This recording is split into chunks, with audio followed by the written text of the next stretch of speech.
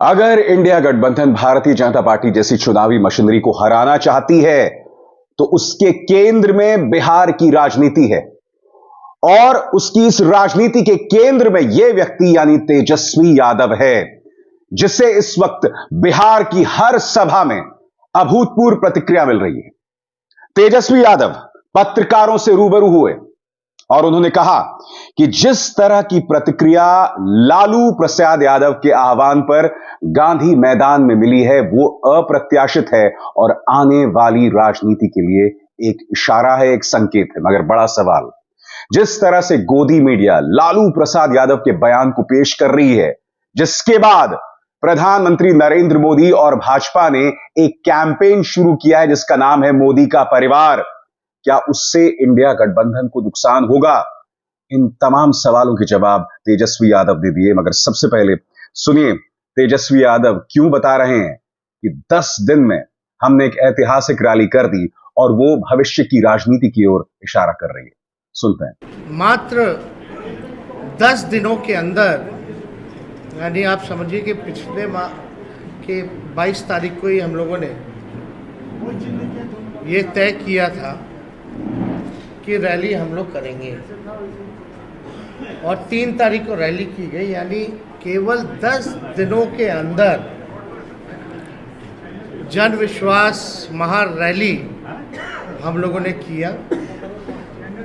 Rally के दिन खराब मौसम के बावजूद भी लाखों लाख के तादाद में लोग जुटे। एक ऐतिहासिक और एक सफल रैली का आयोजन किया गया और आने वाले 2024 के चुनाव को देखते हुए बिहार की धरती ने एक ऐतिहासिक रैली के माध्यम से पूरे देश में संदेश दिया कि हमारा जो गठबंधन है, महागठबंधन इंडिया गठबंधन, ये मजबूत है और आने वाले समय में बिहार से हम सब लोग चौंकाने वाला रिजल्ट देंगे। लोगों का जिस हिसाब से उत्साह था, एक एनर्जी थी, एक वाइब्रेंट रैली आप कह सकते हैं था। बारिश हो रहा था लेकिन सुबह से लोग डटे हुए थे। शाम में 4 बजे रैली खत्म हुई, कोई जो है मैदान से हिला नहीं। जितना मैदान में लोग थे उससे ज़्यादा सड़क पे लोग थे। तो एक ऐतिहासिक रैली हुआ। उन तमाम जनता को हम धन्यवाद देते हैं, सभी महागठबंधन के पार्टियों को, उनके नेताओं को, कार्यकर्ताओं को भी हम धन्यवाद देना चाहते हैं। तेजस्वी कहते हैं कि हमने एक लंबी लाइन खींची है और उस लंबी लाइन को पार करना बहुत मुश्किल होगा। भारतीय जनता पार्टी और नीतीश कुमार सिर्फ नफरत की राजनीति कर रहे हैं। नतीजा यह है कि गठबंधन के अंदर भी सिर्फ उटव्वल है। बकौल तेजस्वी यादव वो क्या कह रहे हैं, आइए सुनते हैं।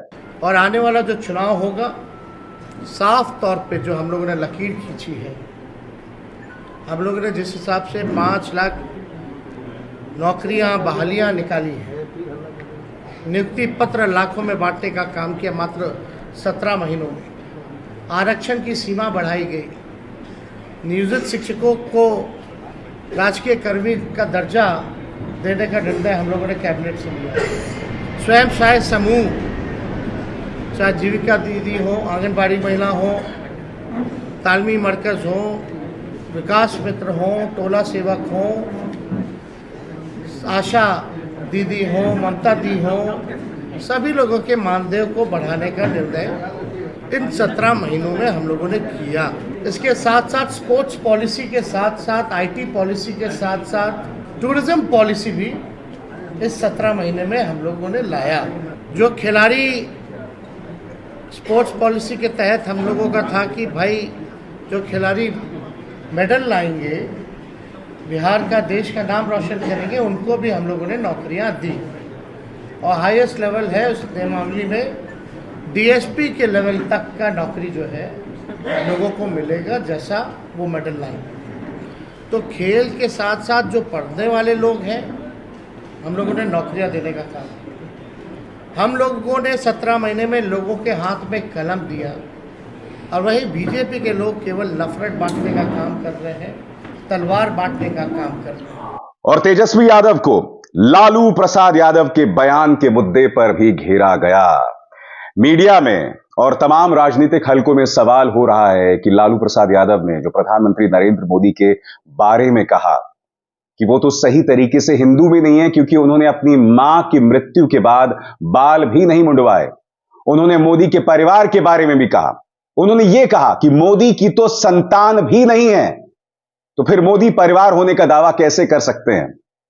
इस मुद्दे पर जब तेजस्वी यादव से सवाल पूछा गया तो तेजस्वी यादव ने कहा कि बाल मुंडवाने वाली बात जो लालू प्रसाद यादव ने कही है उसमें गलत क्या है।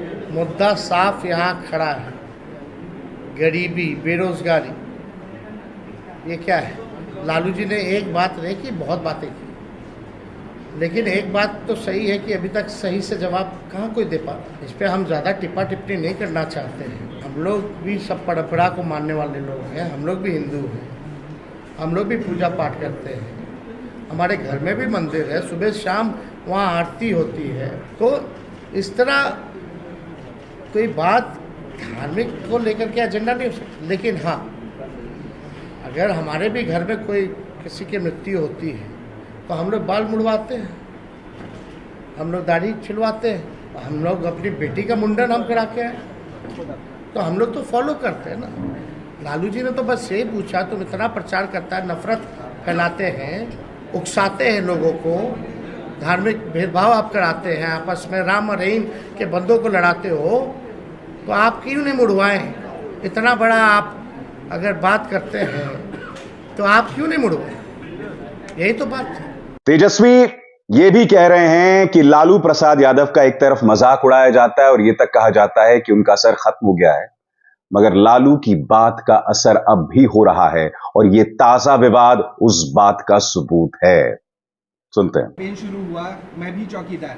अब लालू जी के भाषण के बाद परिवारवाद पे फिर से एक कैंपेन शुरू हो गया, मोदी का परिवार। क्या लगता है कि फिर से 2019 रिपीट होने वाला है? चलिए, अब आप लोग मानते तो हैं लालू जी के बात का असर पड़ता है, बट वो अब हर जगह तेलंगाना में भी आज उन्होंने कहे, उनका कहना है, लेकिन क्या हालात है इस देश के, जो वो कह रहे हैं उनका परिवार, क्या किसान के लोग लाठी से पिटा रहे हैं, क्या वो उनका परिवार नहीं है? अपने परिवार के साथ कोई इस तरह का काम करता है क्या, पिटवाने का? मिलने का समय नहीं है किसानों से, क्यों नहीं मिल रहे भाई?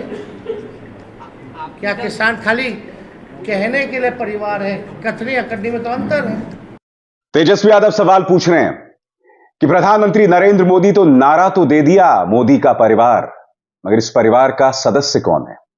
क्या इस परिवार के सदस्य किसान हैं, बेरोजगार हैं, अग्निवीर हैं, या वो लोग हैं जिनके पेपर लीक हुए थे? सुनिए तेजस्वी इस पर क्या कह रहे हैं। 80 करोड़ गरीबी से करते हैं हाहाकार, 100 करोड़ बेरोजगार, 120 करोड़ महंगाई से लाचार, दुखी सब परिवार, फिर भी कहते हैं उनका परिवार। दोबारा हम पढ़ देते हैं। 80 करोड़ गरीबी से करते हाहाकार, 100 करोड़ बेरोजगार, 120 करोड़ महंगाई से लाचार, दुखी सब परिवार, फिर भी कहते हैं उनका परिवार। मतलब मुद्दे की बात होनी चाहिए। पिछले बार चौकीदार हो गए थे, अब जो है परिवार हो गए हैं।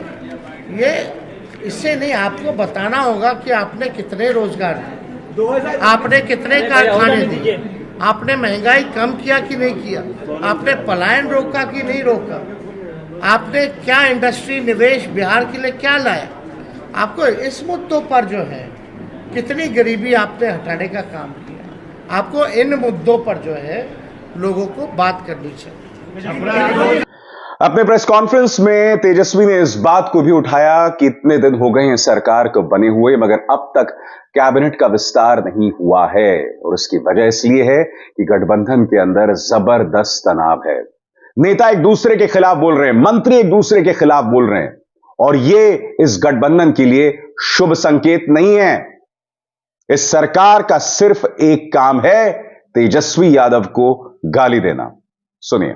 सवाल उठता है कि ये सरकार बनी है केवल हम लोगों को गाली देने की। कोई भी एक निर्णय जो है ये सरकार ले नहीं पा रही है। जिस हिसाब से हम लोगों ने 17 महीने में निर्णय लिया, ऐतिहासिक निर्णय लिया, जाति आधारित गणना कराया, आरक्षण के सीमाएं जिस हिसाब से बढ़ाए, नौकरियों की बात करते थे, देर रात बजे जाकर के अस्पताल में हम लोग छापा मारते थे, तो कहीं भी जो मौजूदा सरकार में लोग जो बैठे हैं उनका इंटरेस्ट जो है केवल लालू जी और उनके परिवार को गाली देने में ही है।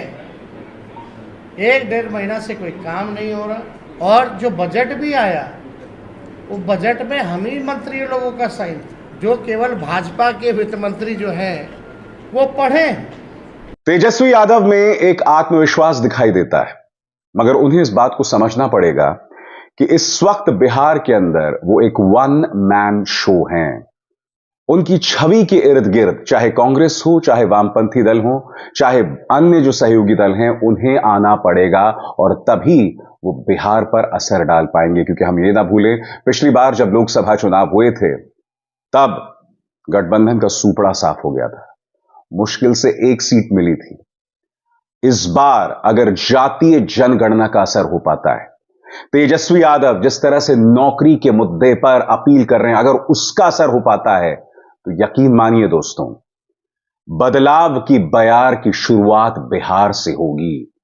और यह ना भूलें कि गांधी मैदान के मंच पर यूपी का बेटा यानी अखिलेश यादव भी मौजूद थे, और बिहार की राजनीति में जो असर होगा उसका असर पड़ोसी राज्यों में भी दिखाई देगा। कम से कम इंडिया गठबंधन तो यही उम्मीद कर रही है। अभिसार शर्मा को दीजिए इजाजत। नमस्कार।